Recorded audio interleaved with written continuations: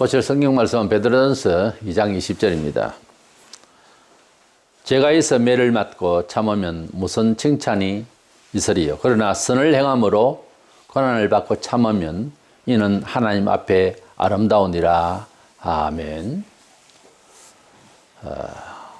과거와는 달리 지구촌은 여러 가지로 불안하게 되었습니다. 천재지변도 많이 일어나고 여러 가지 영육간의 혼란을 겪고 있습니다. 이런 가운데 우리가 어려움을 받을 때 우리 성도들이 특별히 이 종말에 처한 우리로서 하나님의 뜻에 대해서 지구촌의 역사관이 바르게 되어 있어야 됩니다.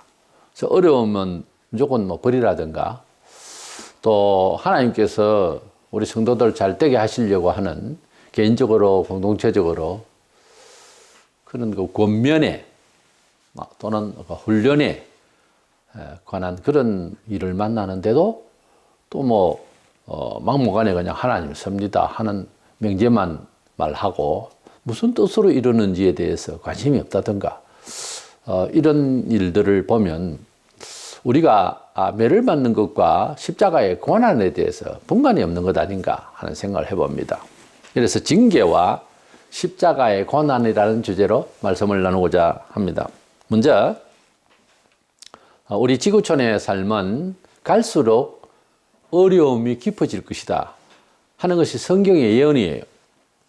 연말이 되면은 이제 묵은 해는 보내고 새해에는 주로 좋은 일만, 복된 일만 있기를 덕담하고 또 여러 신들에게 많은 사람들이 기도를 하고 또 우리 교회도 그렇게 새해를 맞이하는 긍정적인 어떤 소망을 가지고 기도하고 예배하고 그럽니다. 근데 역사를 긍정적인 마인드로 단순히 축복하는 마음 그런 것으로 한다고 해서 좋은 미래가 우리에게 올 수 있는가 하는 이런 차원에서 생각을 해봐야 됩니다. 우리가 좋은 말을 하고 좋은 기대를 가진다고 하는 상상과 그런 믿음은 어떤 면에 있어서는 철학과 심리학이지 우리는 이 세상에서 관찰하고 느끼고 결정하는 그런 지적인 발판이 성도에게는 철학을 넘어 신학적이어야 합니다. 다시 말하면 하나님의 뜻대로 세상을 바라봐야 된다는 겁니다. 역사를 그렇게 이해해야 된다는 겁니다. 태초 창세기 3장에서 아주 자그마한 일 같은데 그러나 그것은 인류가 죽고 괴로운 그런 엄청난 벌을 받게 됐는데요. 소위 아담과 하와가 하나님께서 아름다운 동산을 지어서 동산 중앙에 있는 실과를 먹지 말라 말을 듣는지 테스트한 거예요. 많은 과실이 있었죠. 먹으면 죽는다. 창세기 2장 17절에 그렇게 말씀하셨어요.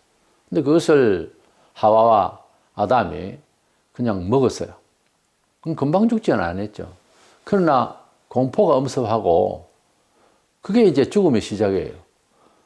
그리고 하나님께서 그들에게 고통의 세월을 살 것을, 여자는 아이를 낳을 때에 큰 고통을 받을 것을 또한 함께 그렇게 예언하셨어요. 그래서 그들이 930년을 살았지만은 그 낙원에서 영원토록 온 인류가 그렇게 아름답고 영원히 이 세상을 살 뻔했는데 그들 때문에 930년을 살았지만은 비록 그러나 고통의 세월을 살다가 죽었다고 말해요. 그래서 키우는 자식들이 싸우고 가인이 아벨을 쳐 죽이고 이걸 부모가 봐야 되는 겁니다. 들어야 됩니다. 그 상황에 대한 것을 근거를 어디다 두고 생각을 하고 철학을 했겠습니까? 하나님 앞에서 잘못된 이제 금령의 실과를 먹은 이후로 나타나는 현상이에요. 그래서 이 지구촌의 삶이라고 하는 것은 어디에서 살든지 마찬가지입니다. 무인도에 가서 완전히 그런 자랄 때부터 도덕적으로 잘 자라고 그런 사람끼리 산다고 쳐도 결국은 죄가 나와요. 이것이 원죄성을 가지고 죄성을 가지고 있는 인생이기 때문에 지구촌은 어차피 갈수록 죄가 여러 형태로 더 심화될 수밖에 없는 겁니다.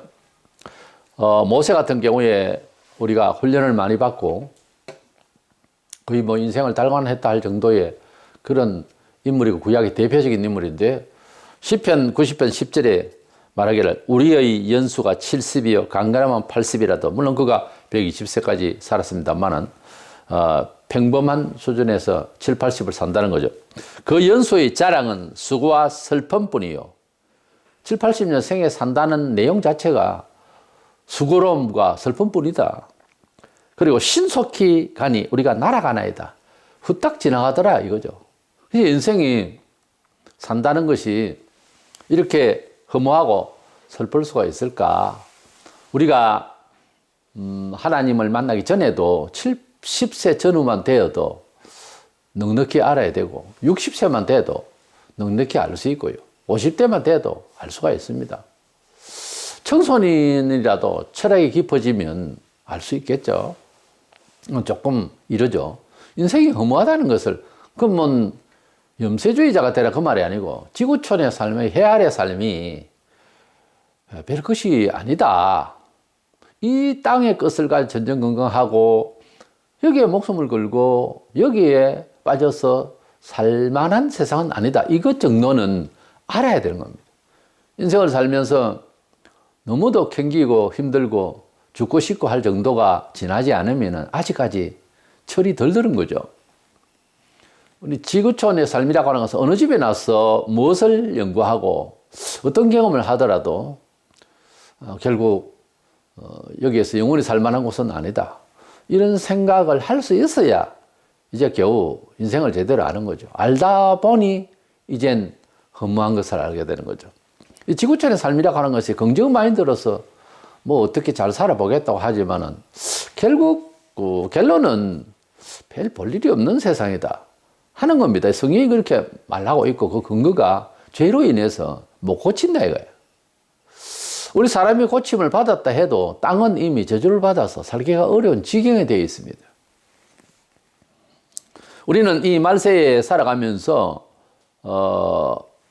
여러 정보와 그리고 사악해진 세상에 좀 더 강직해야 되고 뭘 알아야 되고 바쁩니다. 살기가 멍청하게 있으면 그건 뭐 생각 없이 사는 그냥 막 사는 거죠. 그러니까 그렇게 살아가지고는 또 안 되잖아요.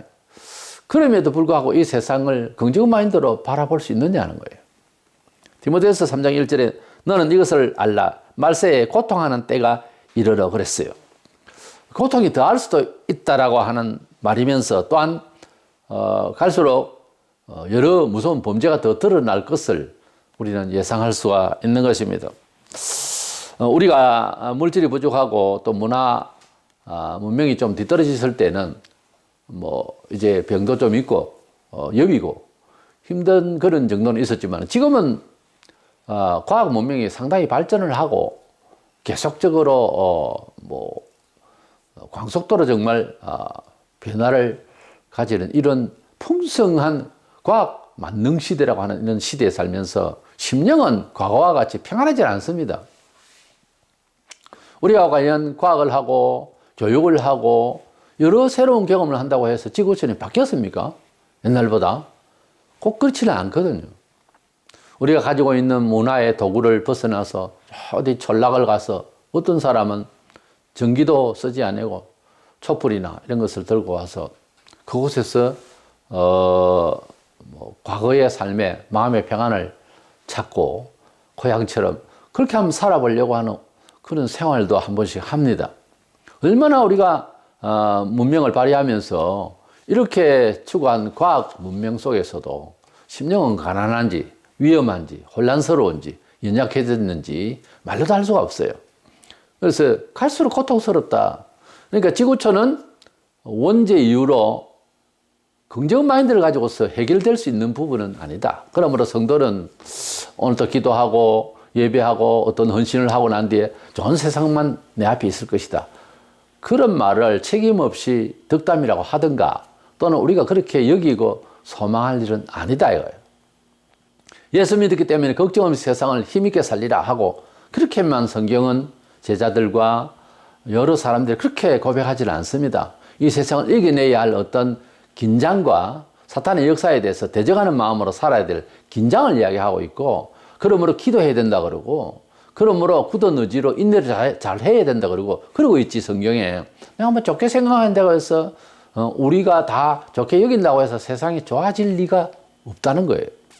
그래서 어려운 삶이라고 하는 것은 원래 시작되었고, 말세에 갈수록 계속 어려우니까 어려운 자체를 뭐 집 안에서도 그렇고 집 밖에 당장 나가면은 만나게 되어 있어요.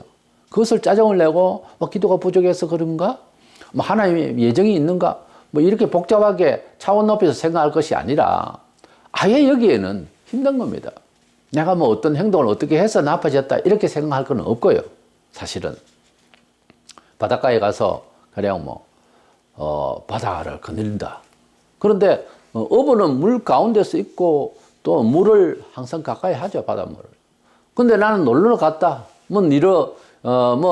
다른 생각이 있어서 바닷가에 갔다. 근데 파도가 쳐서 옷을 젖었다. 옷이 젖었는데 거기에 대한 어떤 큰 고민이 있습니까? 바닷가에 와서니까 옷이 젖어진 거죠. 그리고 해풍은 산에서 맞는 이런 바람하고 다릅니다. 칙칙해지고 나도 몰래. 그런데 그것을 의미를 깊이 두고 할 것도 없고, 바닷가니까 세상은 바다로 비유해요. 풍랑이 있고 파도가 치고 물이 튕기고 해풍이 와서 몸이 칙칙해지고, 거기에 큰 무슨 의미를 주기 전에 바다니까 당연히 그렇다는 거예요. 이 세상은 당연히 힘드니까 힘든 자체와 너무 그냥 철학적인 의미를 부여하지 말고, 힘든 거는 그냥 현실이다 이렇게 생각, 갈수록 더 힘들 것이다 이렇게 부정적인 생각이라기보다는 사실 자체를 인정하자는 거죠. 우리 성도들이 고난에 대해서 생각을 하려고 합니다. 이 고난과 징계는 어떤 차이가 있느냐 하는 것을 지금 말씀드리고 있어요. 그래서 징계를 받을 때나 고난을 받는 것이나 모든 세상의 일이 부닥치는 것이 원래 그런 현장이다 하는 것점은 알고 이제 도전을 하면은 좀 낫죠.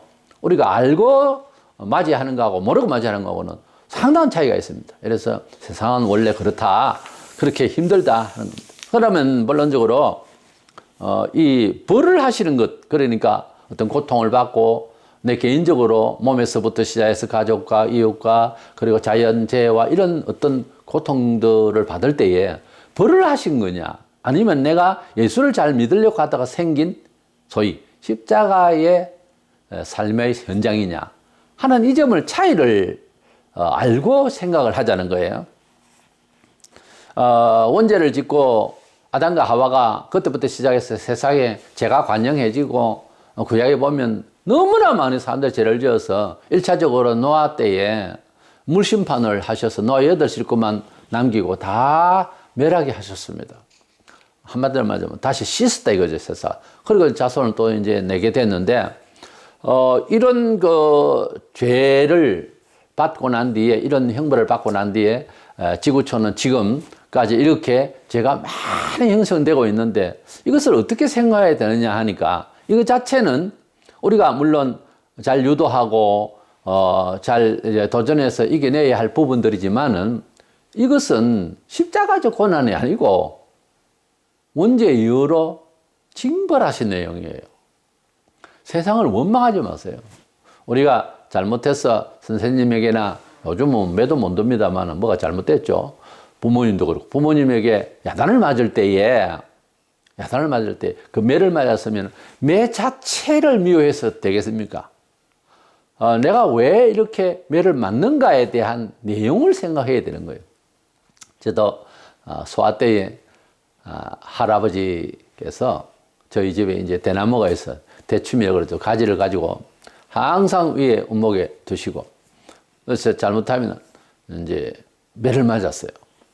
바지 올려서 종아리를 맞고 그러는데, 할아버지 안 계시면 내가 뿌려버리지 않으면은 둘째 형이 이제 뿌려버리고, 그래서 누가 뿌렸느냐 이러면은 형님과 내가 이제 둘 중에 하나니까 서로 형님이 뿌렸다 내가 부셨다 뭐 그렇게 이제 하다가 둘 다 벌 받고 뭐 그런 일이 있었습니다.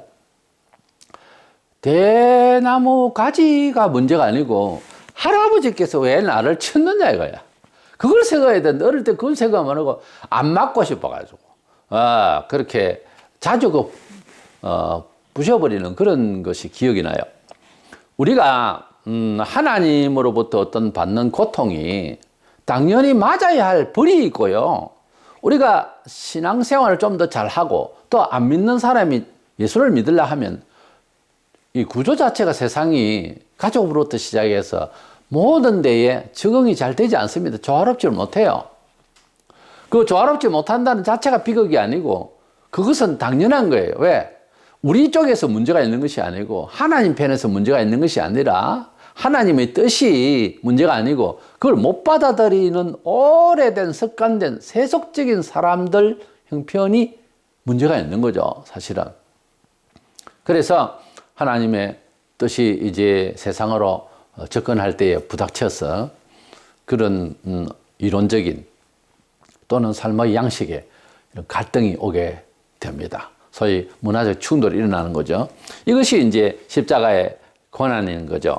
그러면 우리가 생각할 것은 예수를 믿고 난 뒤에 이제 우선 이게 중요하죠.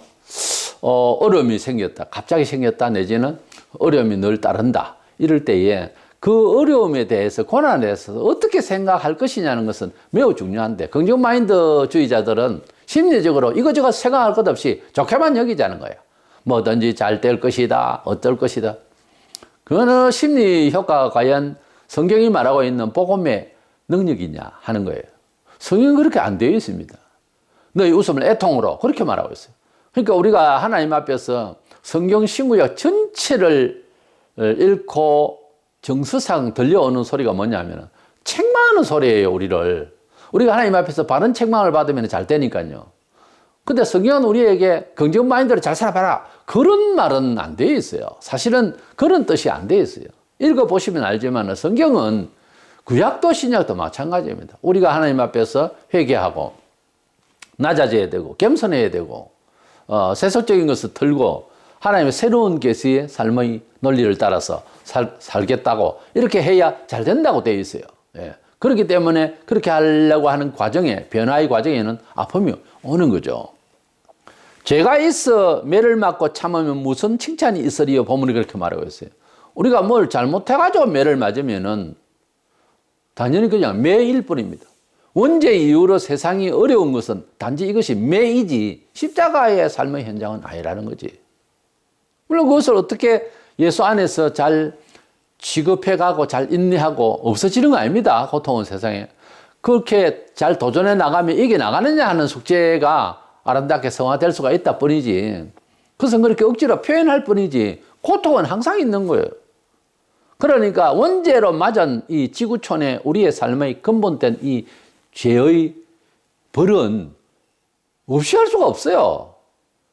그것마저 뭐 괴롭다고 그러고 예수 믿으면은 당장 일어나는 게 세속적으로 용화되지 아니하고 구별돼야 되니까 그때부터 시작해서 어려움이 오잖아요. 그거는 십자가적 삶이라 그래요.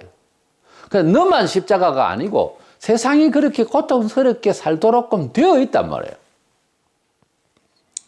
그래서 우리가 이 세상을 살아가면서 성경대로 살려고 할 때에 받는 고통과 또 성경대로 이 세상을 살아가는데 예견된 대로 이제 어려움을 받고 힘들고 아플 때 또는 그것을 못 이겨 나가서 괴로운데 안 그래도 괴로운데 하나님께서 또 몸을 치시거나 더 힘들게 해버릴 때 왜 이러느냐 하고 화를 낼 수도 있고 막 그렇습니다. 그러나 더 전진하고 더 이기기 위해서는 훈련이 필요한 거예요. 훈련이 필요한 거예요. 히브리 12장 8절에 징계는 다 받는 것이거늘 너희에게 없으면 사생자여 친아들이 아니니라 그랬어요. 우리가 하나님의 자녀이기 때문에 신앙적인 삶을 살려고 할 때에는 이상하게도 힘든 일이 생겨버려요. 그거는 벌이 아니에요. 그거는 십자가적 삶이라고 해요. 그런데 대부분 성도로서 살아가지만은 잘못해가지고 매 맞는 일을 많이 당하죠. 근데 그것을 십자가로 생각하기보다 하나님의 사랑의 매로 벌이죠. 매를 생각하는 것이 바르게 생각하는 겁니다. 그래야 더 바르게 전진할 수 있어요. 그 뭐 오래된 예화입니다만은 새벽기도 마치고 집으로 돌아가다가 남의 집 호박이 아침 빛에 아주 노랗게 반짝거려서 그것을 따가지고 가서 주인이 또 어떻게 하필 봤어요. 그래서 잡혀서 주인이 또 욱하는 성질에 사람을 때려가지고 크게 다쳤네. 그래서 병원에서 이제 누워서 목사님이 이제 문병을 해서 어떻게 이렇게 집사님 시험을 받아가지고 이렇게 크게 다쳤습니까? 많이 아프시겠습니다. 그러니까 목사님 괜찮아요. 서대반 집사님은 돌에 맞아 죽기까지 했는데 이 정도는 괜찮습니다. 거기서 왜 서대반이 나와요? 서대반 집사는 복음을 전하다가 받은 십자가의 고통으로 돌에 맞아 죽었어요. 근데 그대는 도둑질 하다가 맞았잖아요. 본문에 말하고 있는 죄가 있어 매를 맞고 참으면 무슨 상이 있어요? 칭찬이 있으리요? 그랬잖아요. 지금 잘못해가지고 맞아서 피를 흘려 병원에서 이렇게 있으면 그 고통은 십자가적 고통이 아니고 벌이에요. 그러니까 어떻게 하라고요? 잘못됐다라고 회개하고 이래야지 서대반 집사 이름을 덜먹일 상황은 아니잖아요. 그런데 우리가 우리 자신에게 일어나는 개인마다 좀 다릅니다만 상황들이 그런 어려움을 무조건 하고 십자가로 듣기는 또 들어가지고서 이렇게 말할 수가 없습니다. 그 모든 어려움을 주님이 주신 십자가의 고난으로 고상하게 그렇게 치부하는 것은 아주 잘못된 거예요. 뭔 일이 발생을 했을 때 깊이 고개 속에 생각해 봐야 돼요. 매를 맞았다고 할 때에는요, 오래됐어요. 하나님께서 금방 때리고 우리 성질을 같이 그렇지 않습니다. 한참 동안 기다려서 그러다가 치는 거예요. 쳤을 때에 십자가의 고난이다 이러면은 하나님 편에서 웃죠. 이게 무슨 십자가 고통이냐고. 벌이에요. 근데 벌을 받는 것과 내가 분명히 내 생활에 주를 위하여서 목표가 있고 방법이 바뀌었고 교회 중심적이고 이렇게 했을 때에 일어나는 현상, 남들과 부딪히는 일도 아닌데 어떤 일이 현상이 일어난다 이 말이에요. 명현현상이라고도 하죠. 한의학에서 하는 말로. 주의 뜻대로 살려고 하는데 갑자기 집안에 이상한 일이 생긴다든가 내가 하려는 일이 전에는 안 그랬는데 더 주를 더 사랑하고 잘 믿으려고 하고 오늘 또 유쾌하게 기도하고 은혜 받고 왔는데도 이상한 일이 벌어졌다. 하나님을 원망한다. 이건 기도 잘못한 거예요. 그런 일을 딱 볼 때 하나님께서 어떻게 너가 취급하는지를 내가 보겠다는 거예요.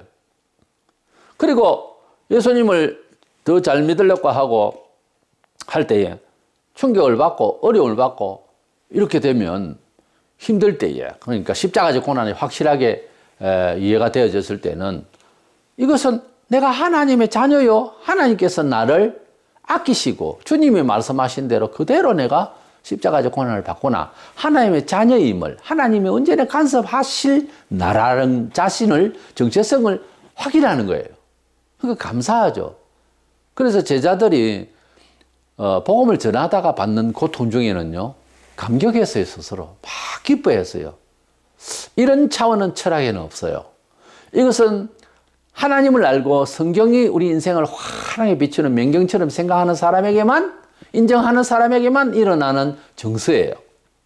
고통을 받으면서 기뻐한다. 이거는요. 하나님을 극진히 사랑하고 내가 누군지에 대해서 역사의식이 분명한 사람이 할 수 있는 생각이에요.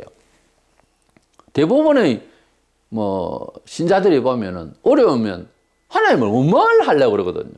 그 원망을 해야 될지 아니면 이걸 잘 도전해야 될지 생각을 해보고 또 벌 받을 만한 일이 있는지 좀 냉정하게 또 자신을 반성도 해보고 이렇게 이해할 여러 측면이 있어요. 크게는 벌이냐 십자가적 고난이냐. 만약에 십자가적 고난이면 달게 받고 또 더 정진할 수 있도록 시험하시는 하나님의 인도하심의 그런 과정이다 이렇게 생각하면 더 잘 될 것이고 만약에 벌이다 생각하면 회개의 기회로 삼고 그런 벌에 대해서, 그런 징계에 대해서 주님 앞에 감사하게 생각하고 잘 참고 회개해야 되는 겁니다. 그거는 단순히 감사가 아니고 회개를 해야 되는 거죠. 이래서 벌하는 것과 십자가적 삶은 뚜렷합니다. 십자가적 살면 분명히 의도가 있어야 돼요. 주의 뜻대로 잘 살려고 그러고 지금 요즘 잘 하고 있는데 어떤 일이 발생했을 때는 시험하시고 있다. 시험하신다. 또 주의 뜻대로 주장을 하다가 매를 맞는다. 이것은 진리가 세상을 향해서 들어갈 때 일어나는 현상이다. 이렇게 생각하고 잘 인내를 해야 되는 거죠. 그래서 우리는 이 세상을 살아가면서 원죄와 자범죄로 인해서 고통은 만연해 있는 세상이라는 그 점은 알고 살아야 되겠고, 이제 올해도 다 돼가고 있는데 신년은 좋은 날이 있겠지. 이런 긍정 마인드식의 그런 생각은 버리세요. 신년도 되면은 우리가 지금 여러 사람이 걱정하는 대로 더 어려울 겁니다. 생활도 어려울 것이고, 지금은 코로나19로 인해서 고통스럽지만은 제 예감은 내년에 이것 위에 더 큰 위험도 올 것 같아요. 원래 엎친데 덮친다고 일이 그렇게 되거든요. 그럴 때 우리는 경건하게 어떻게 우리를 돌아보고 역사 흐름을 이해해야 되죠? 우리는 어쨌거나 이 지상의 사람 아닙니다. 궁극적으로는 하나님 아버지 집에 갈 사람이라니까. 그거 생각하면 갑자기 희열이 확 올라와야 되는 거예요. 살만해야 되는 거예요. 어차피 이 세상이 우리가 영원히 안주할 곳이 아니거든요. 깜빡 쏟고 살 수 있어요. 그러지 말고 아버지의 집은 우리가 따로 우리가 갈 집은 있다 생각하고, 어쨌든 하나님을 찬송하고 예배하고 감사하는 이 정신을 약화시키거나 하면 안 됩니다. 오히려 강화해서 그렇게 살면 세상에 아무리 큰 변화가 와도 하나님께서 지켜주시는 묘한 역사가 따르게 되어 있어요. 언제나 그래요. 그래서 우리는 이런 어려운 시기에 코로나 바이러스, 이것은 지금 전 세계적이잖아요. 그러면 어떻게 생각해야 되죠? 전 세계가 종말에 치닫고 있다는 뜻이에요. 우리 경험으로 지금까지 없었잖아요. 전 세계인이 마스크를 하고. 이건요, 주님 오실 날이 정말 가깝다는 말이에요. 원래 어떤 하나님의 적극적인 일로서 종말에 있을 이런 질병과 고통의 계시록의 예언은요, 이런 정도가 아닙니다. 의사가 손 못 대요. 백신을 절대 개발할 수 없어요. 백신 개발해볼까 할 생각을 가질 수 있는 정도가 아니라니까, 그때 가면. 지금은 뭐냐 하면 회개하라는 거예요. 온 세계가 너무 많은 죄 속에 있는 거예요, 지금. 이거는 벌이에요. 이거 다른 뜻도 없어요. 벌이에요, 이걸. 그래서 우리가 이 가운데서 회개하고, 사회도 회개해야 돼요. 반성하고. 그래야 되는데, 이 나라는 정치가, 이 시대에 뒤떨어진 공산주의 사상이 이제 뿌려지고 있고, 모든 일을 그렇게 수순을 밟아가고 있는데 보통 문제가 아닙니다. 우리는 이럴수록 주님의 그 자유와 참된 소망 가운데서 그래도 우리는 낙심하지 않을 수 있는 그런 소망의 사람들이니까 힘을 가지고 우리 하나님 바라보기를 최선을 다하고 처음부터 하던 그대로 예배하고 하나님을 감사하고 하나님의 그 사랑을 안고 살고 하는 것은 변치 않아야 됩니다. 하나님 말씀을 읽고 하나님께 기도하고 하나님을 찬미하는 것, 이것을 잃어서는 아니 될 것입니다. 이래서 이 마지막 시대에 일어나는 여러 고통스러운 현상에 대해서 지구촌이 원래 그런 거다. 우선 그렇게 생각하시고, 나에게 일어나는 현상 중에서 벌이 된다라고 싶으면 회개하시고, 내가 좀 더 주를 위하여서 살려고 하는데 일어나는 고통이 오거든, 그때는 십자가의 고난인 줄 알고 잘 참아내면, 이거든 저거든 간에 잘 인내하고 회개하고 잘 참아내면 좋은 날이 반드시 온다는 걸 기억하면서 하나님 앞에 뜻을 묻고 하나님 앞에 인생을 걸고 사는 저와 여러분 되시기를 축원합니다.